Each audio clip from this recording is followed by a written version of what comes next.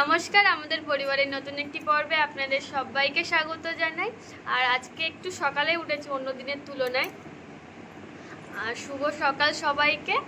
আপনারা কেমন আছেন, কোথা থেকে দেখছেন সেটা অবশ্যই জানাবেন। তো এই ভিডিওটা আসলে আমরা ইন্ট্রো বলতে গিয়ে এতটাই ব্যস্ত ছিলাম যার জন্য ইন্ট্রোটা বলা হয়নি। এখন ভিডিওটা এডিট করতে গিয়ে আমরা দুজনেই দেখলাম, তো সেই জন্য ইন্ট্রোটা বলছি। আর ভিডিওটা মন দিয়ে দেখবেন, তাহলেই বুঝতে পারবেন কী নিয়ে ভিডিও, কেন ভিডিওটা হয়েছে। আরও অনেক প্রশ্নের উত্তর আপনারা পাবেন। তো বেশি দেরি না করে ভিডিওটা দেখুন। আশা করছি সবার ভালো লাগবে। আর চ্যানেলটিকে যারা এখনও সাবস্ক্রাইব করেনি, অবশ্যই চ্যানেলকে সাবস্ক্রাইব করে পাশ থেকে বেল আইকনটা ক্লিক করে আমাদের পাশে থাকুন। আর ভিডিওটা ভালো করে মন দিয়ে দেখুন।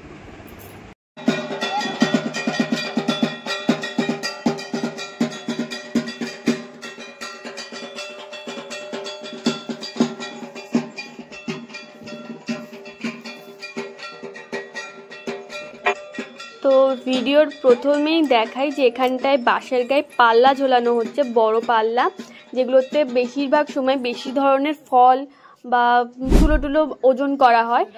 তো আমি যখন ক্লাস 8-9-এ পড়তাম তখন আমার প্রচণ্ড পরিমাণে শরীর খারাপ হয়েছে। শরীর খারাপ বলতে হাঁপানি, দমের কষ্ট, প্রচণ্ড পরিমাণে অসুস্থ হয়ে পড়েছিলাম। অনেকবার হসপিটালে ভর্তিও করতে হয়েছিল।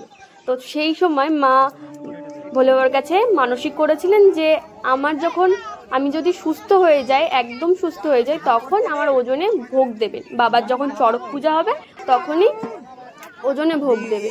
তো বিয়ের আগে তো সমস্ত রকমের যা মানসিক থাকে এগুলোকে চুকিয়ে দিতে হয় রীতিমতো। তো সেই জন্য মা বললেন যে তোদের যেহেতু বিয়ে হয়ে গেছে, তো আর বেশি দেরি না করে মানসিকটা দিয়ে দেওয়াটাই ভালো। কিন্তু কোনোভাবেই কোথায় চড়ক হচ্ছে আমরা জানতে পারছিলাম না, বুঝতেই পারছিলাম না। তারপরে শেষ পর্যন্ত আমাদের বাড়ি একদম ধারে চড়ক পূজা হচ্ছিল, সেখানেই শেষ দিনে গিয়ে আমার মানসিকটা দেওয়া হয়। তো এই যে আমি এখানে দাঁড়িয়ে আছি, আর এখানে ব্রাহ্মণ এখন পুজো করছেন। দেওয়ার আগে ওটা পাল্লাটাকে পুজো করে নিতে হয়, তো সেই জন্যই পাল্লা পুজো করছে।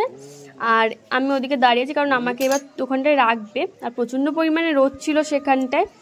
আর একটা দরকারি কথা আপনাদের সবার সাথে বলি, এই যে এখানটায় এখন পাল্লার গায়ে আপাতত যে হাত দিয়ে দাঁড়িয়ে আছে তিনি আমার কাকু হন। আর এদিকে একদম এদিকটা এই যে প্রথমে লাল জামা পরে দাঁড়িয়েছে, আবার পাল্লায় হাত দিচ্ছেন, উনি আমার বাবা। আর আমার পেছনের দিকে দাঁড়িয়ে আছেন আমার মা। উনি না, ওনার পেছনে দাঁড়িয়ে আছে। তো এখন পাল্লার পূজা হয়ে গেছে, এবারে ফলগুলোকে তুলবে, তারপরে আমাকে তুলবে। তো এখন আপনারা দেখতে থাকুন। তো এখন সবাই মিলে ফলগুলোকে এক পাল্লায় তুলছে, তারপরে আমিও উঠবো ওপারের পাল্লাতে। তো আপনারা সবাই দেখতে থাকুন।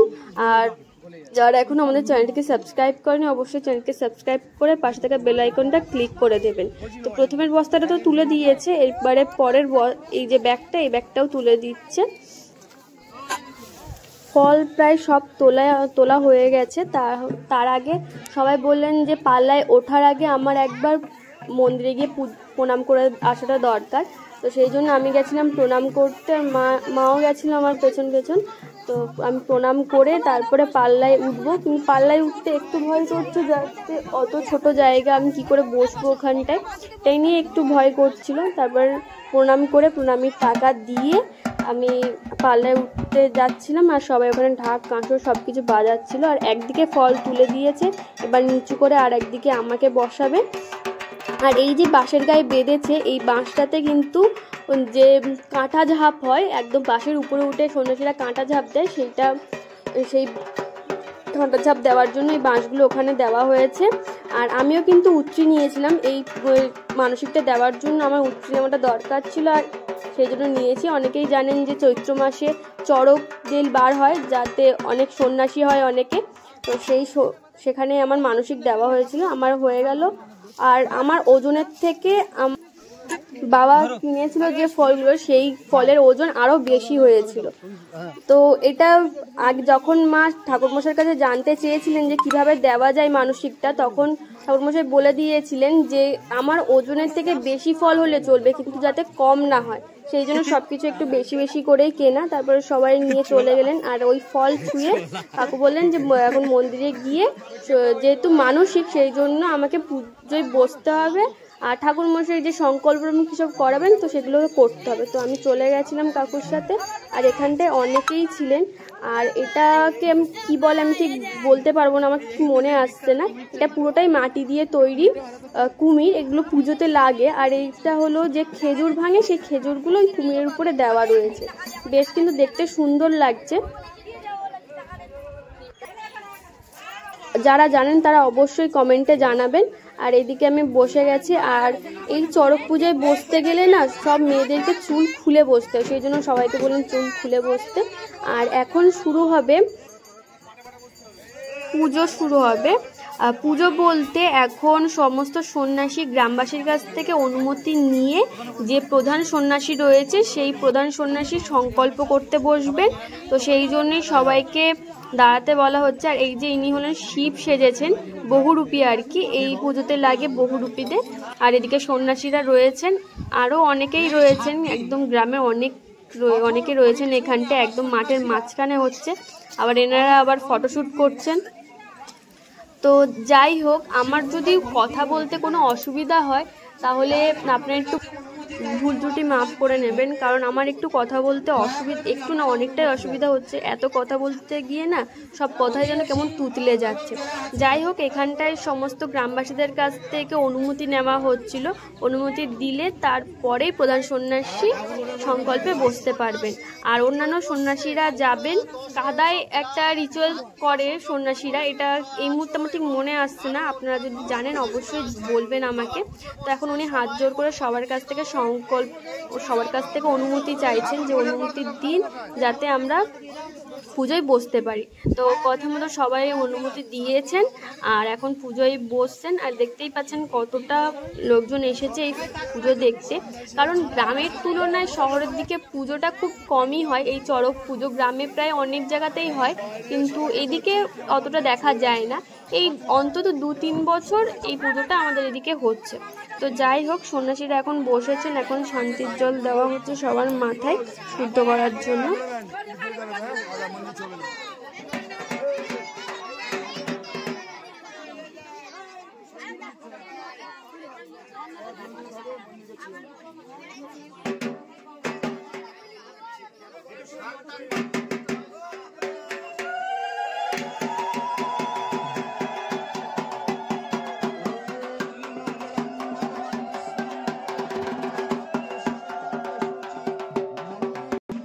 মহাদেবের হাতে ফোন কেন? এ কি মহাদেব? এ ডিজিটাল মহাদেব।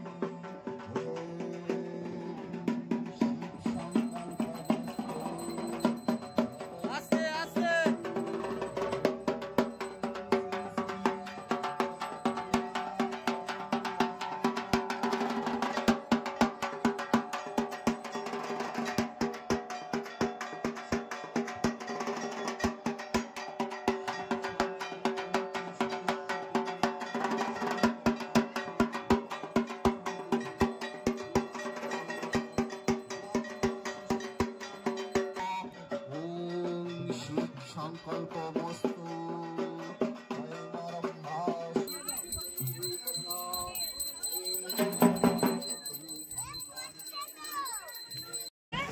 কাদায় যে রিচুয়ালসের কথা বলছিলাম, এই যে এখানটায় একদম মাটিটাকে জল দিয়ে কাদা করে এর মধ্যেই সন্ন্যাসীরা দুজনকে গরু সাজাবেন। আসলে বলতে গেলে এখানটায় দেখানো হবে যে মহাদেব এখানটায় ধান চাষ করছে, এটাই দেখানো হবে। সেই জন্য এত কিছু করা, ঢাক ঢোল সব কিছু বাজানো হচ্ছে। আর এটা দেখতে কিন্তু বেশ মজাই লাগে। তো আপনারা দেখতে থাকুন আর কেমন হচ্ছে ভিডিওটা। আর আপনারা কারা কারা এরকম চড়ক পুজো দেখেছেন আগে সেগুলো অবশ্যই আমাদেরকে কমেন্টে জানাবেন। আপনারা কমেন্টে জানালে আমরা অনেকটা ভালো লাগবে আমাদের, যে আপনারা আমাদের ভিডিওটা মন দিয়ে দেখছেন, শেষ পর্যন্ত দেখছেন।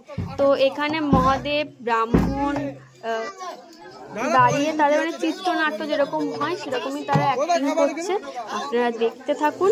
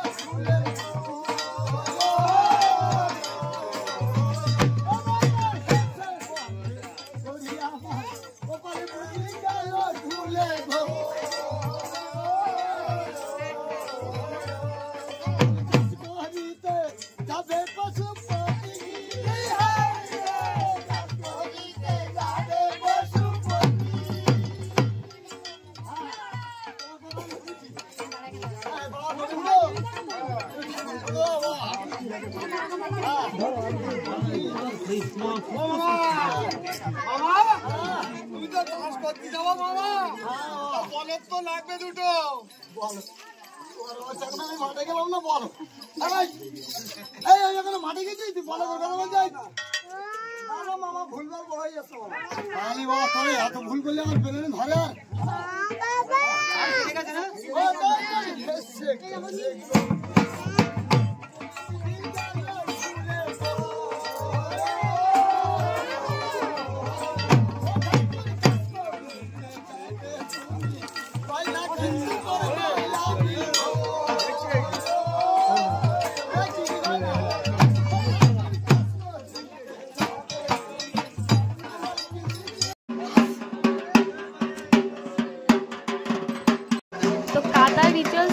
হয়ে যাওয়ার পরে ওখানটা থেকে একটা সুন্দর মালঞ্চ করলে ফুল তুলতে হয় সেখান থেকে প্রধান সন্ন্যাসীকে। তো সেখান থেকেই ফুল তুলে নিয়ে এখন সব সন্ন্যাসীরা ঠাকুরের থানে গেছেন, ওখানে গিয়ে আবার পুজো হবে। তারপর আবার সবাই অন্যান্য যে রিচুয়ালসগুলো আছে মানে কাঁটা ঝাপ যেটা আছে সেটা সবাই শুরু করবে। সেই জন্য এখন এখানে সবাই পুজোতে বসছেন। আর ওখানটায় কাঁটা ঝাপের আগে ওইখানে ফুল দেওয়া হয়, ফুলের উপরে আবার টাকাও দেওয়া হয়। সেই ফুলটা যতক্ষণ না প্রধান সন্ন্যাসীর হাতে এসে পড়বে ততক্ষণ মানে পুজো শুরু হবে না। সেই জন্য এখানটা সবাই প্রথমে পুজোতে বসেছেন। তো সেই জন্য সবার কাছে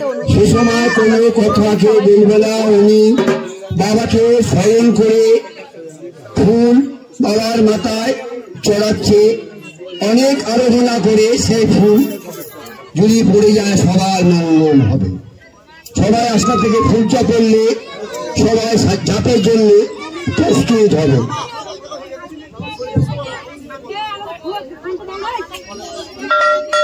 আর ফুলটা দেওয়ার পরে প্রথম থেকেই এক মনে সমস্ত সন্ন্যাসীদের বাবা ভোলেনাথের নাম জপ করতে হয় আর তাকে ডাকতে হয় যাতে তার আশীর্বাদে সেই ফুলটা প্রধান সন্ন্যাসীর হাতে এসে পড়ে। কিন্তু এখানে একটি আশ্চর্য ব্যাপার ঘটে যে প্রথম থেকে এত ডাকাডাকির ফলে এত কান্নাকাটি করার পরে কোনো মতেই ফুলটা হাতে এসে পড়ছিল না। সেই জন্য আবার সন্ন্যাসীরা গিয়ে পাশের খাল থেকে স্নান করে এসে তারপরে সেই ফুল হাতে এসে পড়ে। আর এখানটায় কাঁটা ঝাপ শুরু হওয়ার আগে মানে যে ছেলে যে সন্ন্যাসীরা থাকে সেই সন্ন্যাসীরা আগুন করে ওই বাঁশের উপরে উঠে এইভাবে ঠিক আগুন সেঁকে তারপরে গিয়ে কাঁটা ঝাপ দেয়। তো সেই জন্য এখানটায় ওরা উঠে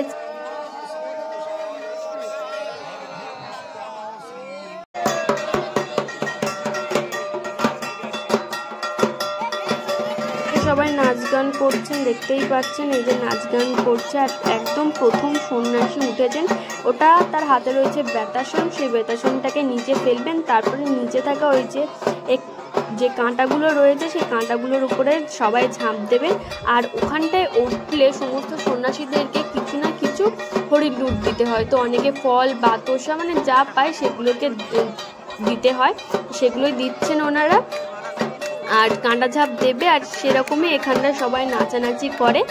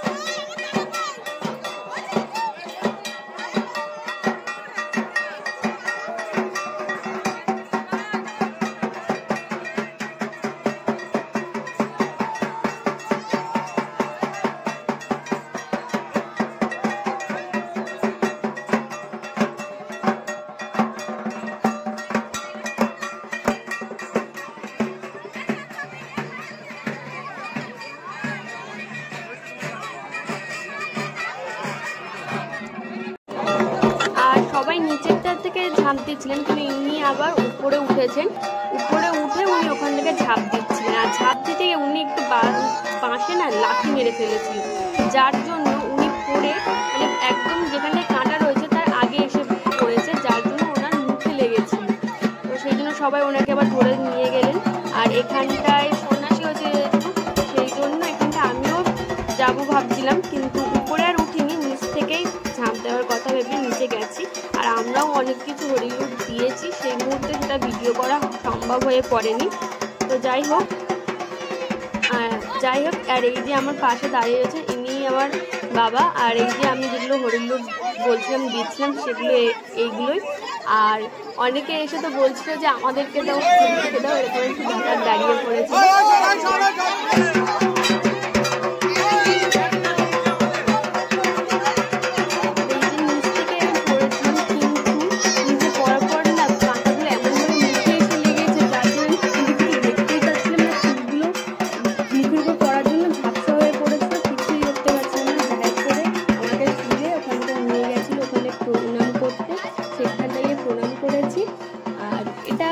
অনেকেই জানেন, খুব ভালো লাগে। যারা সন্ন্যাসী হন, যারা ভিডিও দেখছেন, যারা সন্ন্যাসী হন, তারা অবশ্যই বুঝতে পারবেন কতটা ভালো লাগে। আর এই ভিডিওটা বেশি বড় করব না, আজকে পর্যন্ত এখানটাই শেষ করছি। দেখা হবে আবার অন্য কোনো পর্বে। আপনারা সবাই ভালো থাকুন, সুস্থ থাকুন, আর আমাদের চ্যানেলে সবাই চোখ রাখুন। রাখছি, টাটা।